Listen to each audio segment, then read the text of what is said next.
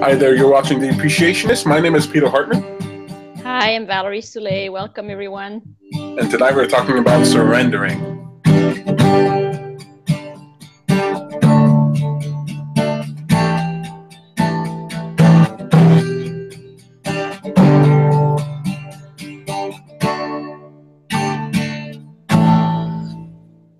We're gonna have a fun time this evening. It's it's just myself and our lovely co-host Valerie Soule. We're gonna have a fun time talking about surrendering. We were just talking about it before the show, how it was appropriate here today. So I'm really looking forward to this conversation. But before we get started, I have to let you know in our first segment what I learned this week. Well, this week I learned a few things. I actually had another idea for what I learned this week, but then Sam, she says, don't say that one. Don't say that one. It's not cool. It's kind of a downer. So I won't. She's usually pretty wise about that. She's pretty on point. She's pretty on point. So I'll listen to our producer, Sam, and I'll talk to you about something else I learned this week. Now, I don't know if this is new. It's certainly the first time I'm hearing about it, but I thought it was a really cool idea. It's this notion of ecosexuality, where you see nature as a sexual partner. Wow. Yeah, it's pretty weird. So I'm just going to read you the Wikipedia entry here. By the way, Sam is laughing. She's sending me messages because she's laughing. She's hearing us. Hi, Sam. Hope you feel better. Hey, Sam. Miss you. She missed it. You should have heard what she was saying before the show started about you. It wasn't nice. It wasn't nice at all. Yeah, sure. She knows better. He knows better. I was the one who was bad talking. But so ecosexuality is a term used to indicate the ecological entanglement of human sexuality. And so I'm just going to describe it in layman's terms. It's this perspective that you hold over your environment, not just as this thing that exists outside of you, but as this integral experience for a human being. So when you think about how you think about a sexual partner, right? You're considering the way they think, you're considering who they are, but you're also considering how healthy they are. You're considering how well they're going to intermesh with you, if they're going to make your life better, worse, healthy, or not healthy. And this idea of seeing your environment as a sexual partner, I think is actually a fantastic idea, an uplifting idea, and certainly more interesting for the environmentalists than the doom and gloom sort of perspective.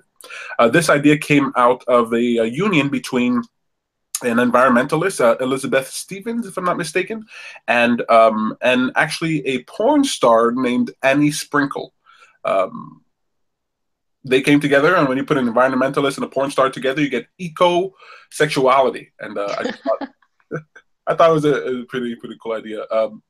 Sam says hugs, by the way. So I thought it was pretty cool. You can Google it. You can check it out on Wikipedia. If you're out there, you're an environmentalist, you're interested in these ideas, I think this is a wonderful way to introduce caring about the environment, not in this altruistic way, but this purely sort of visceral, carnal way. You know, I don't know how you feel, Val, but I see when Sam walks through nature, when she's lying down on the grass, there's almost a sensual feel to it. You know, the feeling of the grass, the smell of the leaves in the air, the whole experience involves your senses, and I think if we start seeing nature as something that's sensual, that's sexual, that even those of us who don't even care about the environment might care a little bit more about it. What do you think? Yeah, I like it. I like what it does in terms of it opens your mind and your senses to everything around you, and it's another way to remind you that we're one and we're connected to everything. And so it has to enhance your experience for sure. And so I like that. I like the fact that it opens our minds and everything. There's an opening definitely happening and communing with more than just a person.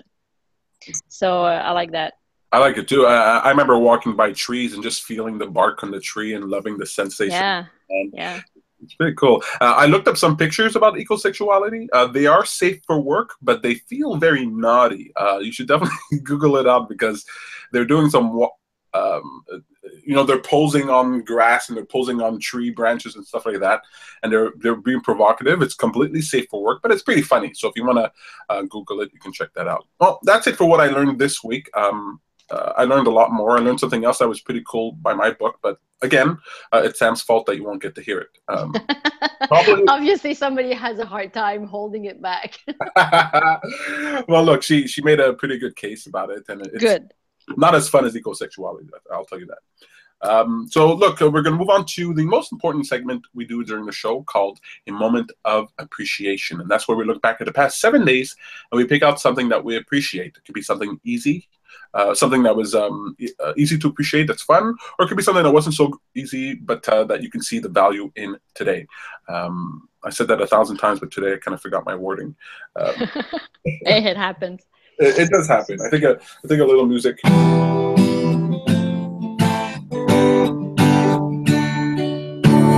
Do you have a moment of appreciation for us, Val?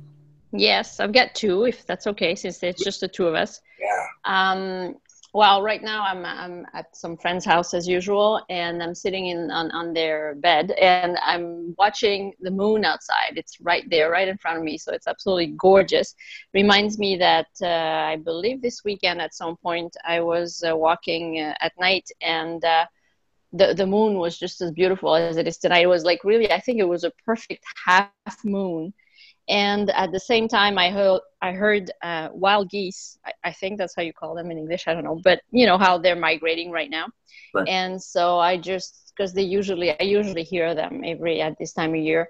And so I heard some of them I couldn't see them, but I heard some of them going just above my head. And I love the sound of that. It's just, I don't know, I feel like it happens. And so they were going toward the Olympic Stadium. So, you know, to me, it's like, okay, they're flying, you know, over me, and that's it. And then I keep walking toward my house, and they came back, and they flew above me again. And I'm like, what is this? Why are they coming back? So that was very interesting. I really felt connected, really, to everything at that moment. So that was a beautiful moment. Oh, that's great. And so that's one. And the other one was yesterday. I went to see a friend of mine. She's my oldest friend in Canada. I've known her for over 25 years. And we used to do everything together. We were so close. We would work together. We would go on vacation together and everything. And now she lives about an hour away. And so our lives have changed. But our friendship has evolved beautifully over the years. It's been easy and tough and whatever, but I'm so proud of our friendship right now. And so it was a beautiful moment with her, because it was very familiar and funny. It's easy. We can tease each other. We can, you know, not take things seriously. We know each other so well. And we had a beautiful, beautiful meal, because she had a gift certificate in a restaurant, and she wanted to share that with me. So we had $100 to spend on really good food. Oh, nice. So it was very nice, and so it really very enjoyable moment, very easy. And as I was thinking of coming, to do the Appreciationist tonight in the car, I was thinking how I appreciated that moment even more, just thinking back to it. So. Oh, that's wonderful. Oh, that's great. That's some really good moments of appreciation there. It's really cool. And yeah, dinner with good friends. Sam and I, we went apple picking this Oh, you did? All right. Yeah, finally we went. I mean, we were only 4, but I mean, that worked out perfectly for me. It was 2 people who I love being around, and it was a blast going up there. I'm not an outdoors guy. If you watch a show for any length of time, you know that. But I like people. I mean, I like some. Individuals. Yeah, people as a group, they're kind of like crazy, but some individuals are really fun. And 2 of my favorite ones came out apple picking, and it was fun. It was cool eating fresh, organic apples right from the tree. Trying, I never really compared different apples. Like we tried what was it? Spartan apples and Empire apples and Cortland apples, and wow. It was interesting to get that perspective, because to me, I always eat the same apple and never really think about it. So it's fun to do that, and great weather, beautiful, gorgeous scenery with the changing of the leaves. I mean, this is definitely the time. If Sam was here, she'd definitely be saying that's her moment of appreciation. The apple picking was a lot of fun. So that was cool. What else did I do? Honestly, look, I know I said this last show, but I've just been dying with joy watching Star Trek: The Next Generation. I'm into season 5 of 7 seasons, and it just it reminds me of my childhood. It's this the first time that I'm getting to see something that I used to see as a child from an adult perspective, something that I fell in love with wholeheartedly, and I'm just awash with inspiration and ideas to the point where I'm actually going to be modifying the way I'm doing my community discussions. I actually have a question for you, Val, if you don't mind. Mm-hmm. Have you ever heard of the Socratic method? I think so. It rings a bell, but I couldn't. It just rings a bell. Yeah, that's what I was wondering. I was wondering, if it would ring any bells for anybody. Socratic method is a way of teaching that involves intense discussion, and what the person is doing, what the teacher is doing, is that they keep asking questions in order to undermine your belief system. So you'll say, "Oh, I believe these people are just negative," and then you ask questions to reveal the flaw in their belief systems. But you do it. Oh boy, yeah, I could see how you would love that.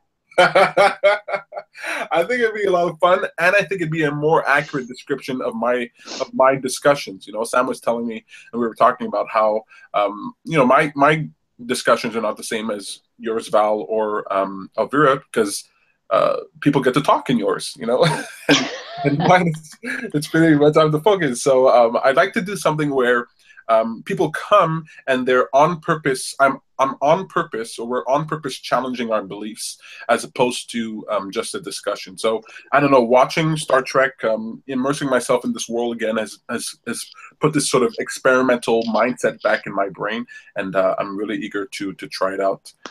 Yeah. So look, I'm glad you mentioned Star Trek, because I watched it for a while, and I'm not finished on Netflix as well. And it is such a joy for me as well. And not that I was a child when I first watched it, but The Next Generation, and I love it. And I'm amazed. I mean, I don't know how many times I went, "Oh wow, this is such a brilliant idea," or "such a brilliant perspective." And so when you were saying at some point that you only watch recent things, I don't think that's a good idea, because I think that even in really, really old stuff, they're just amazing concepts that have been there forever. And sometimes it's just nice to see it the way we used to see it, just change it a bit, or be reminded of the perspective back then. And so yeah, Star Trek, I think I was thinking of that not too long ago, and thinking of you, and I said, yes, it's just, I don't know how many times I went, yes, this is so good, Yeah. I completely get it. And yeah, I mean, certainly, I don't think that my prejudice when it comes to old things is appropriate. It's just for me, Yeah, you're absolutely wrong. Yeah, yeah, definitely. I'm so absolutely wrong. Look, my brother, he told me, I'm not absolutely wrong, because my brother, he was at a restaurant the other day, and he saw this hipster, and this hipster was sitting on their chair, and next to them was this big duffel bag, and all of a sudden there was this sort of ringing, this old-fashioned ring, and then the guy reached down, unzipped his bag, pulled out a giant payphone, and then picked up the receiver, which had an iPhone in it, answered his call, and put the entire thing back in his bag. I think that's taking retro a little too far. I think just a little. I think there's a place for everything. But I love it. It was so funny. I honestly, I think that's super cool. I think second I heard it, I was like, I definitely have to do it. But anyway, that's it for my moment of appreciation. Apple picking was a lot of fun, and of course watching Star Trek.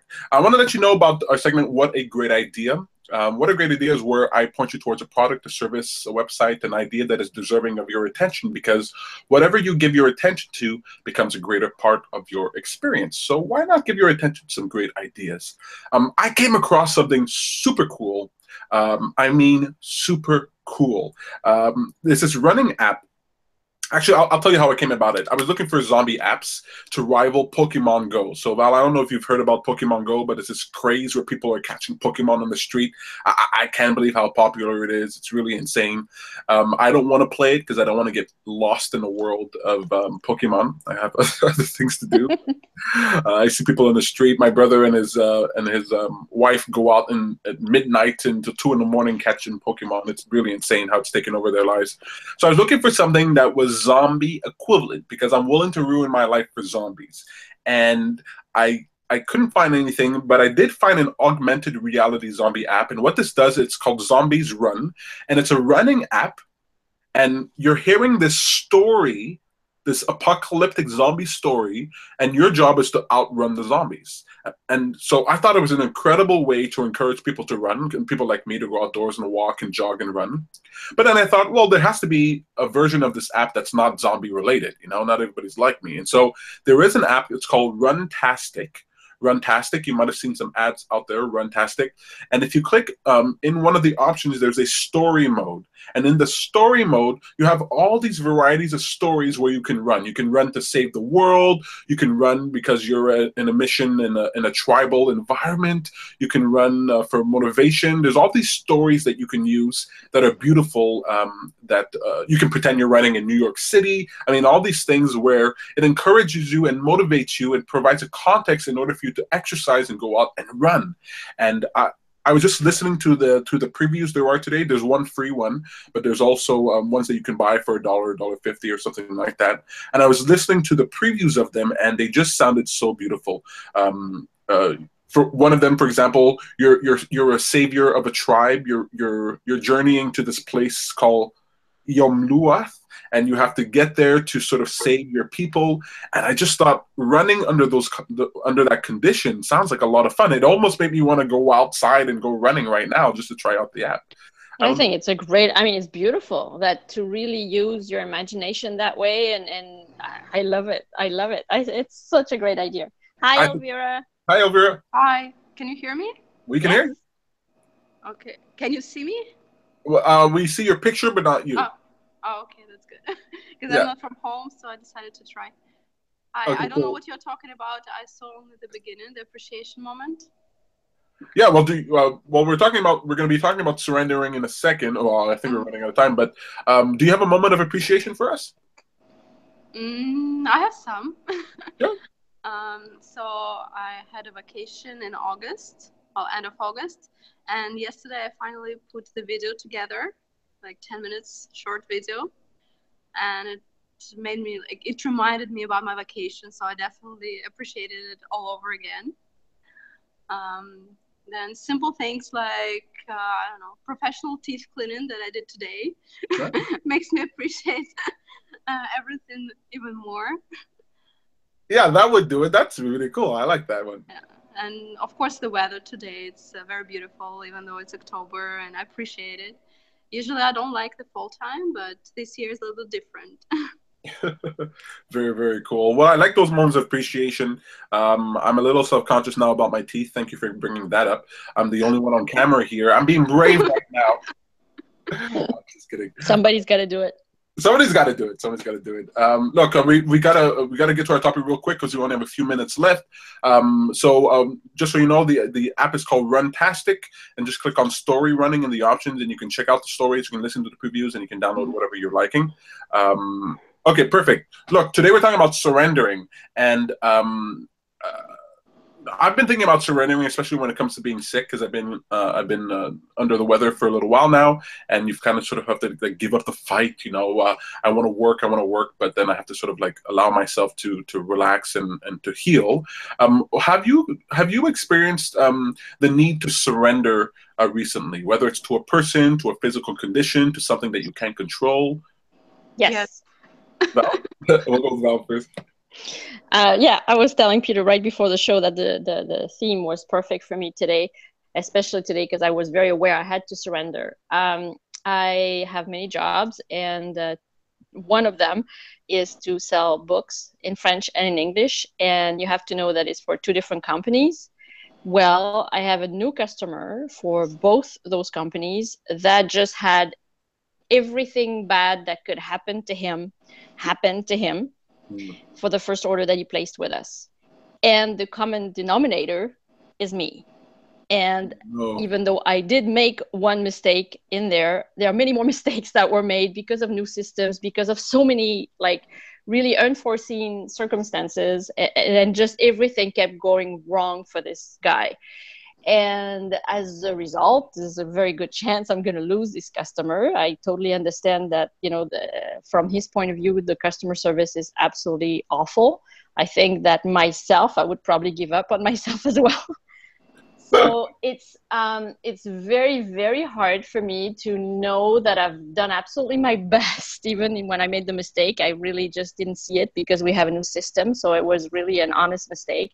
I know I had the best of intentions and that everybody did. But the result is still there. And so to have somebody think ill of me in a way, and I do care, you know, it's a customer, it's not somebody very close, but still I feel a sense of injustice that's really hard to deal with. And at the same time, I just go, well, Val, that's the way it is. It's no big deal. And that's just, so you have to kind of sit in this feeling that is very uncomfortable and be okay with it, and surrender and really have faith that it's happening the way it's supposed to happen. And I think the point is to just let go and really look at what I've done and just realize I've done my best. I can do more than that. I know there are things I can do now and I will do them, but I can't guarantee the outcome of this situation. So it was really about surrendering and being very much aware that this is very, very uncomfortable, but that the point is for me to accept it and go through it and really see that there's value in it. So this is really out of my comfort zone, and I'm accepting it. It's not, but it's been hard. It got better throughout the day. And I even got some humor out of it once I talked to my uncle, and because I was like, it's almost incredible to see so many things happening, you know, like really badly. So. I excuse me. I completely understand what you're saying there, especially for people like you who care about other people, like. You know, you have a vested interest in the emotional and physical well-being of other people. Like it matters to you. It hurts when you don't live up to your own expectations, when things don't go well for them, and especially when you're involved, when you can trace a line in some way where you're responsible for that. And so it can be really difficult. And in what you were talking about, it sounded like you're thinking not only accepting what is, but moving forward. You know, what will this teach me? Future, what can I do next time? How can I improve the situation going back? And that's important. You know, you're obviously in this place of surrendering, because if you're not, then you're thinking of I should have, I could have, what did I do? You're thinking about the past. You know, that's part of this surrendering. It's just sort of forward looking, looking into the future. And do you find that when I know you have to go, but do you find that when you're surrendering, when you're in this act of surrendering, that you feel better, or does it feel like just as bad as before you surrendered? Like, does the act of it feels better because I know that the point is not to be tense and contracted. I know the point is to open up and to relax into it and to allow, and faith is really the word that comes to me and makes me feel good. Actually, it's just having faith for the future, and you know, so it really, but no, it feels better because opening up, even in my body, is, even if it's like uncomfortable, but I'm opening up. The point is not to try to control everything. It's really doing what I can, for sure, because I do have power. But then surrendering and having faith in the future. And we've already changed stuff, and you know, like we've already adjusted as much as we could. But in terms of this customer, we might completely lose him, and that's it. So it's just but it definitely, it feels better to surrender, for sure. Well, look, it does feel better to surrender, but I'm a little sad that we have to surrender you right now. But thank you, Val. Good one. Time. Thanks, guys. Just your quick little website for everybody who's watching. Thepoweroфemotions.ca. Thepoweroфemotions.ca. Definitely go check that out. Thank you so much, Val. Thank you. Bye. Vera, I like this idea of what Val is talking about in terms of having faith that things work out, that things happen for a reason. You're someone who believes this, right? Yeah, a lot.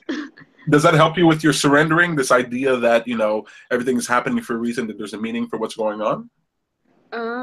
Yeah, but one thing is to know that, and another thing is to apply it. That's right. So I've known it for a very long time, that there is a meaning and reason to everything and a lesson to learn. But like I started to surrender, to practice it just maybe a year ago. Mm-hmm. And it definitely helped a lot in everything. And I noticed that when you surrender, well, you can call it surrender, acceptance, letting go, whatever it works for everybody. So once you do that, like you feel much better, you feel a relief, and the things work out better. So let's say you're waiting for something, because it took me many years. So there was a certain process I was waiting for, and I couldn't give up. I said, oh, I cannot give up. I should fight for it. I want to get what I want. But the moment when I kind of surrendered and let it be, it all worked out. Mm. And I got what I wanted, just because I stopped paying so much attention to it. I just continued with my life. Well, and that's the part that I find interesting, you know, like I'm the person who I'm moved by what's logical, you know, what works. And the thing is, when you allow yourself to surrender, when you free yourself of guilt and the shame and the problems, when you allow yourself to give up control, then like you say, things work out better for you. Like that's the weird part. And why do you think it's hard for people to put into practice surrendering when it almost always is the best course of action? Because of ego. So it's kind of hard to say, okay, I gave up, I didn't succeed. They see it as a failure. But what we forget, like I like the example that Val told us about the custom and everything, that there are certain situations that are out of our control zone. It's very important to understand. We can control ourselves, our attitude, our perceptions, how we act, but we can't control how the customer, how he's going to react, how, like, we can do our best, we can give the best service that we have. But there's so many things involved sometimes that it's very important to let go and understand that you cannot control absolutely everything, and you shouldn't try. Just work on yourself, focus on yourself, and let the circumstances and everything else work out for your best. That's the hardest part, I know, but like, I guess when you don't want to surrender for a very long time, because that's what happened to me, and you're really attached to your goal or problem, whatever it is you're working on. And if it doesn't work out for you, sooner or later you'll reach that point when you'll see that, oh, I have to surrender now. There's no more point to fight any further. That's right. Pardon me? Well, that's right. There's two ways to do it. Either you can do it on your own accord, or life will sort of force you to do it eventually. Yeah, and once you do it in one area of your life, I find it's going to be easier to do it in everything else. And I think that's a very important thing, and a great place for us to end it. You know, like if you're having trouble surrendering or dealing with any sort of challenge, one suggestion that I like to do or suggest is to learn a new skill, learn something new, learn something that's going to be difficult for you to learn. Because once you allow yourself to, you accept the fact, hey, I don't know how to make a souffle, and it doesn't matter if it turns out well or not, because I'm learning how to do it. Well, when you learn that in cooking, or you learn that in a sport or whatever it is, suddenly you're able to translate those principles into other aspects of your life when it comes to relationships, jobs, or stuff like that. So I think what you're talking about is really cool. Like you practice it in one area of your life, and then it will influence the other areas of your life. So I bet you, if you talk to anybody, I bet there are people out there like that, but not everyone is trying to control everything. We're just trying to control certain things. But when you look at the other areas of your life that you're not in control of, that you've surrendered to, and you realize how much better that works, then it might convince you to want to do it a little bit more. Or you can not surrender, and then you'll get sick, and you'll get tired, and you'll get frustrated until you realize, oh, what choice do I have? I gotta let it go, right? But there's something good to that too, when you fight till the end, because then you are more convinced that you have to surrender at some point. Isn't that a beautiful idea? That's exactly right. Oh, Elvira, that's a perfect place for us to end it. Yeah, fight as much as you want, because it's all going to be good, and it'll be even more to your benefit, because you'll be even more sure. Kind of a hard lesson to learn, you know. Kind of hurts, but it's absolutely true. Look, I want to thank you, Elvira, and for coming onto the show. I want to thank our two lovely co-hosts, Valerie, Soule, and Samantha, Barley. Just want to let you know quickly what's coming coming up in our calendar before I let you go. We have an event coming up on October 22nd called Temptation, Leaving Room for Evil. It's kind of a Halloween event, so definitely come out for that. This weekend, actually tomorrow, Samantha's having, in her meetup, Self-Discovery Montreal, a group life coaching session called Transforming Fears. Transforming Fears is a group life coaching session, and that is, are there spots left? Yes, there are 2 spots left, so definitely go and check that out. Also, there's an appreciation walk this weekend. You can find that in Self-Discovery Montreal or in the Law of Attraction meetup group. Appreciation walk on Mont Royal, yeah, so that's what's coming up there. Before I let you go, Elvira, we have a segment called What's for Dinner, and that's where I ask you, what did you eat in the last 7 days that you enjoyed? It doesn't have to be special, just has to be something that you enjoyed. Did you eat anything cool? Yes, I took a recipe from YouTube. There is a Fully Raw Christina, I believe, talks about fully raw food. And the recipe is very simple. So take bananas and dates, put it in a smoothie. Well, you can add anything else you want. And then you take frozen fruits, like raspberries or mangoes, anything you want, and you add it to that mix.